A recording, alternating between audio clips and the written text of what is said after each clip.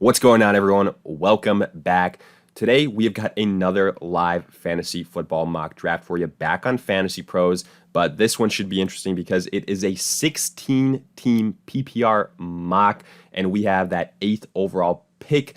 This is exciting because this is actually a request I've gotten a couple times in the comments section, so I figured why not give it a go. The roster, 1 quarterback, 2 RBs, 2 wide receivers, a tight end, a flex, and then 5 bench spots as always. And with that being said, let's kick this thing off. And while we load, a quick reminder, if you guys enjoy, hit that like button, subscribe, and also give us a follow on Twitter at AllDayPigskin to continue interacting with us there. But it is our turn to make a pick, and I quickly want to go over the first couple of selections. Christian McCaffrey, Alvin Kamara, Dalvin Cook, Devontae Adams with the 4th overall pick. I think that is, wow, way too early, considering that running backs here are going to be at a premium. Then Saquon Barkley, Derrick Henry, Ezekiel Elliott. And man, I was really hoping that Derrick Henry could potentially fall to me. That was not the case. So looking at just the next best available group of running backs, again, this might be a little bit of a boring pick, but Austin Eckler would be my selection here. I've continued to say this. He is the guy that if he's healthy for a full 16 games in PPR scoring, I don't know how he doesn't finish as a top 5 running back. Justin Herbert loves to sling the football. Eckler is the second best pass catcher behind Keenan Allen on that team. I think he's got a great shot of putting up Christian McCaffrey-esque numbers. So I'm not going to waste any time. Again, I'm going to continue to go with Austin Eckler here in these situations. I want to be true to my beliefs and how, I value these players, and hopefully that's useful to you guys as well.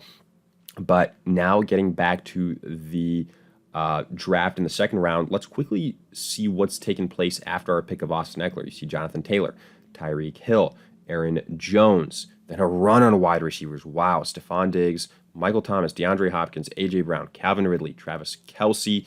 Again, this is going to be a bit of a different exercise because it's a 16-team league. So, by the 4th round, you're not going to have the same type of depth 5th round that you normally would. So this is really where you need to do your homework in terms of some of these players. That's why I'm pretty much going to be picking my guys here that I think have great upside for this year. So make sure to tune in, at least from that perspective.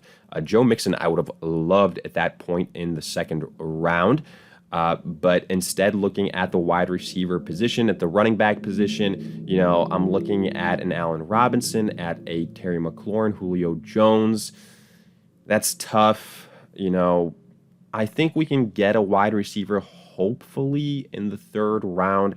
Again, when it comes back to us in the 3rd round, if we ignore the running back position, I'm a little bit more wary of what could happen there if we ignore it. So for that reason, and there's only really 4 running backs here that I would be happy with as my, number 2 running back. Guys like Cam Akers, Antonio Gibson, DeAndre Swift, Clyde Edwards-Helaire. I guess you could add Chris Carson to that mix as well. So I'm just going to go with a guy here in Cam Akers that I think he has a high ceiling.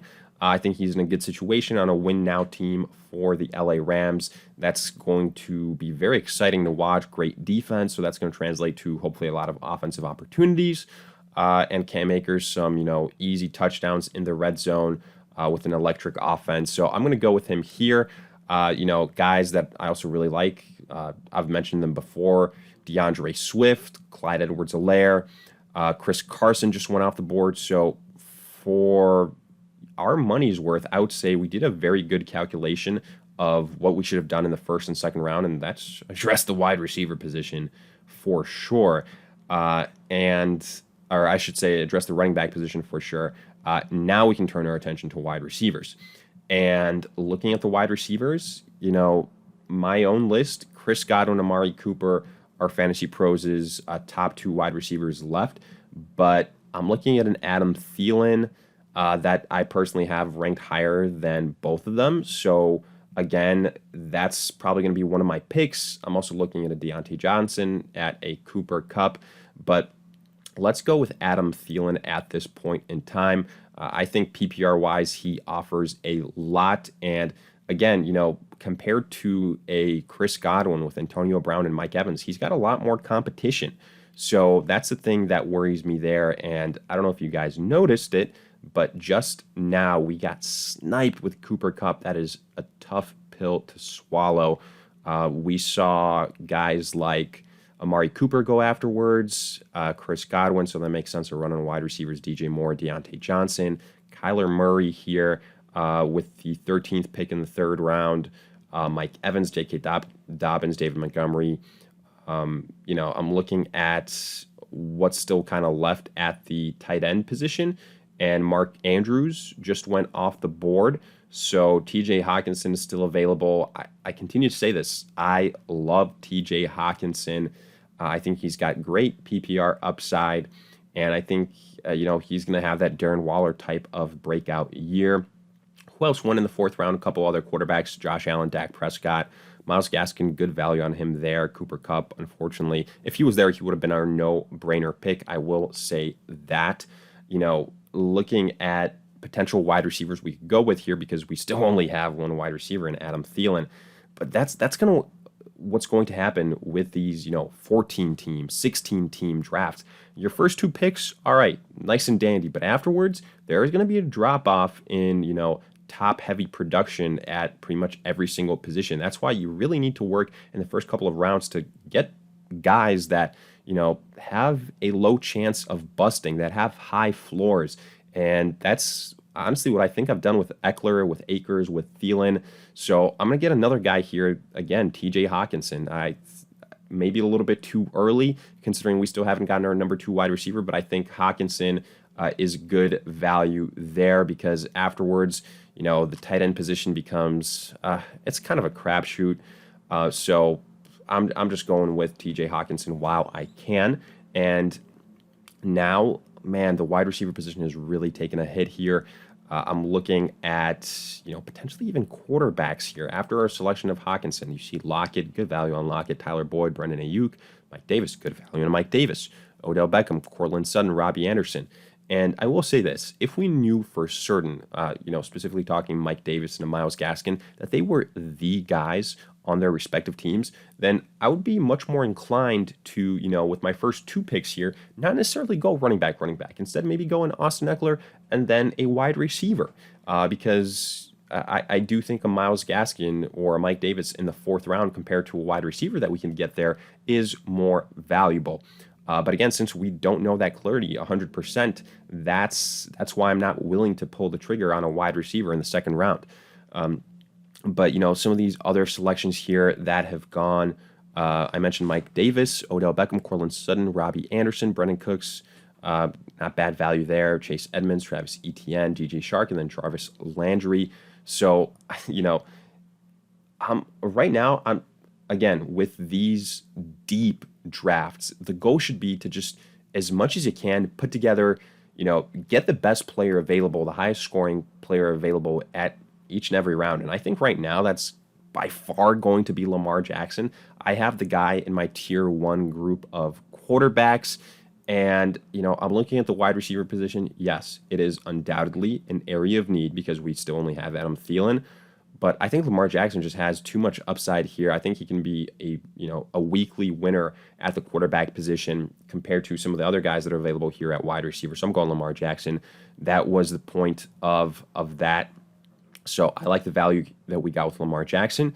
Now is the moment of truth, building out our wide receiver position, because that's going to be a position that's pretty popular after these next couple of selections.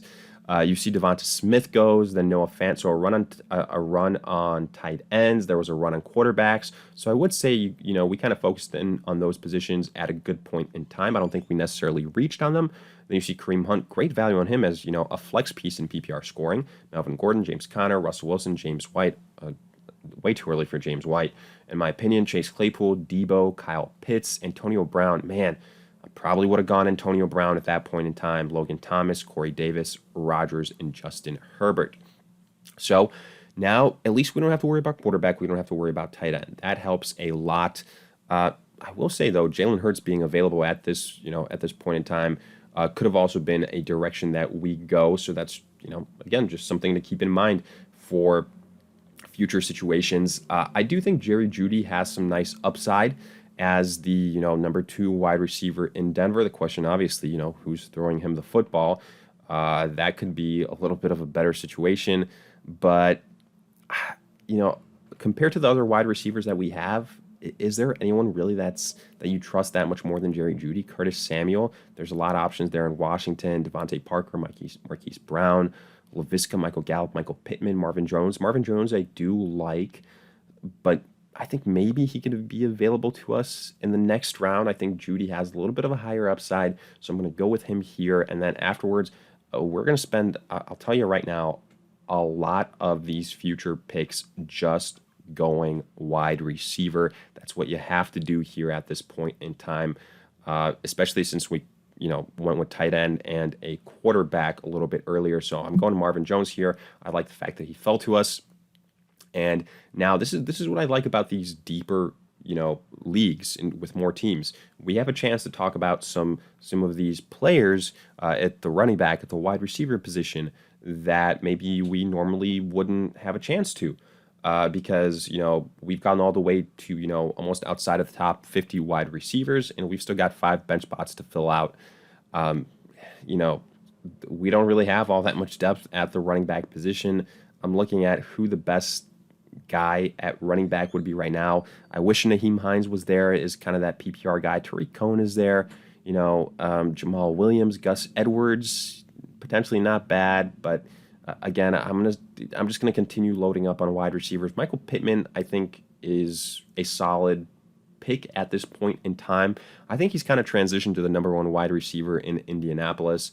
I'm still very curious to see what that offense will look like with Carson Wentz, but I still think it'll be a viable offense, and him being reunited with Reich. So I'm gonna go with Michael Pittman here. I don't have all that much faith left in T.Y. Hilton, so we go with Pittman there. And again, as before, the goal here is to just go best player available. You could be going wide receiver, even though we do have at this point in time 4 wide receivers, only 2 running backs. So I'll probably look at a running back like a Tariq Cohen now.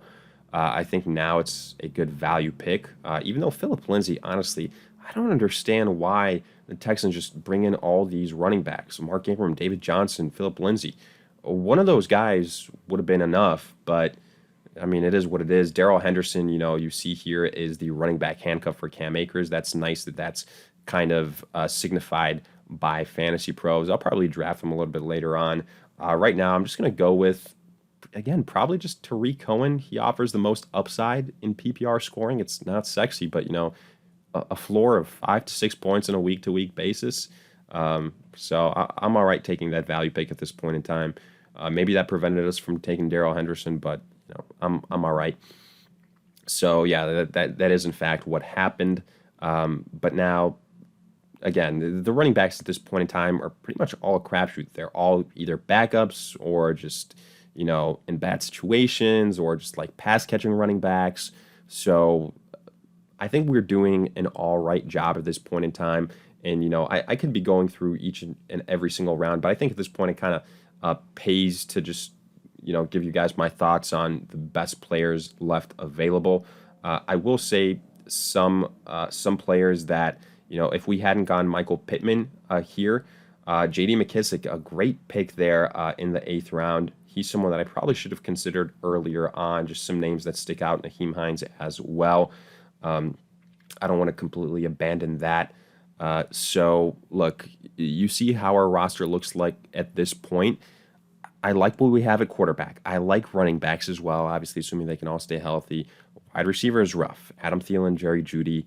I went with T.J. Hawkins to kind of make up for, the drop we have at the wide receiver position, hoping that he can kind of be a low-end wide receiver 1 type of guy at the tight end position, set ourselves apart there. Marvin Jones, a guy that I really like in Jacksonville. Then Pittman and Tariq Cohen are our latest picks. Now, you kind of look at guys that just potentially, have breakout potential. I like Emmanuel Sanders in Buffalo on that offense with opposite Stephon Diggs and John Brown now gone. Yes, you could argue Cole Beasley will be the number 2 wide receiver, but I think Sanders could have a decent role as well. So I'm going to roll with him as one of our picks. And then, again, I don't think the value is quite there at the running back position right now. Quarterback, I already got Lamar Jackson, so I'm not really worried about it at this point in time.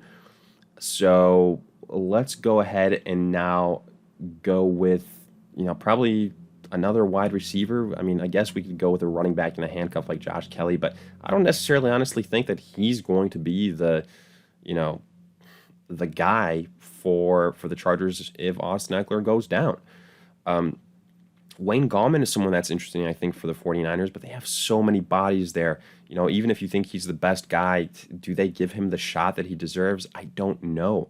So it's probably going to be a situation that I avoid. So now, again, that just leaves us 2 wide receivers, and I'm not going with a tight end here. I just don't think that would be smart. I'll probably take a flyer on someone like a Russell Gage. If Julio Jones does get traded, Russell Gage is a good value pick. His stock immediately goes up. So that's the logic there. And after this, we will make one final pick.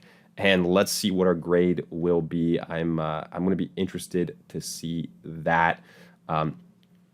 And here, just kind of going through the list of players, Darius Slayton, Paris Campbell. Campbell is a nice guy. I do have Michael Pittman, but, Campbell is some breakout potential. Rashad Perriman, Gabriel Davis, Josh Reynolds, and Tennessee. That could actually be a low-key, all right pick here with all the weapons that are gone for the Titans. Haven't really replaced the wide receiver position opposite A.J. Brown. If Josh Reynolds is given the opportunity that he deserves, I actually really don't mind this pick. So let's go with Josh Reynolds here to round things off. We went wide receiver heavy, big time, but I just think that's kind of where the value was. And as you can see, we get a C grade. So breaking this down a little bit further, look, I want to break it down with our first couple of picks. So I think the reason why we got maybe a C is because, first and foremost, Austin Ekeler maybe not as highly rated on FantasyPros and other platforms as we personally have him rated. And that's all right. Everybody is allowed with their own personal rankings versus, the consensus. Then Cam Akers with that second pick. You could argue whether it should have been Akers, another running back, but the point being is that we made the right choice in going running back considering how that draft played out afterwards. There was a run on that position and kind of a drop-off afterwards. So I'm happy we went with Akers when we did. Then Adam Thielen in the 3rd round. We pretty much had to go wide receiver there. So I like the pickup there. Then I believe we went TJ Hawkinson in the 4th round. I'm all right with that pick considering the tight end position afterwards. Lamar Jackson is, I think, the one pick that you could say, well, you could have gotten a quarterback a little bit later on and instead gotten another wide receiver 2 with a little bit more upside. But again, the logic being, I think Lamar Jackson can be more so of a league winner compared to the other wide receivers that we would be drafting there. So I just keep that in mind. And then obviously our starting wide receiver position is the one that is hurting here. Judy and Marvin Jones is our flex and our wide receiver 2. Not ideal, but we did draft some guys. I think Josh Reynolds can honestly be a decent flex play. Russell Gage as a flyer, if Julio Jones does actually leave, he's going to have some more value. Tariq Cohen is that kind of PPR guy.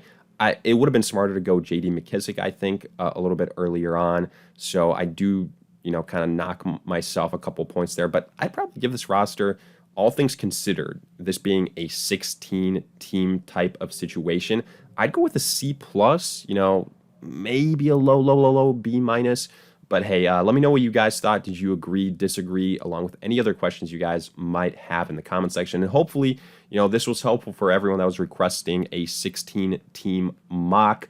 And then, again, let me hear any other suggestions you would like to see in the comments. If you enjoyed, hit that like button, subscribe. Also, give us a follow on Twitter at AllDayPigskin to continue interacting with us there. But in the meantime, we'll see you guys in future videos.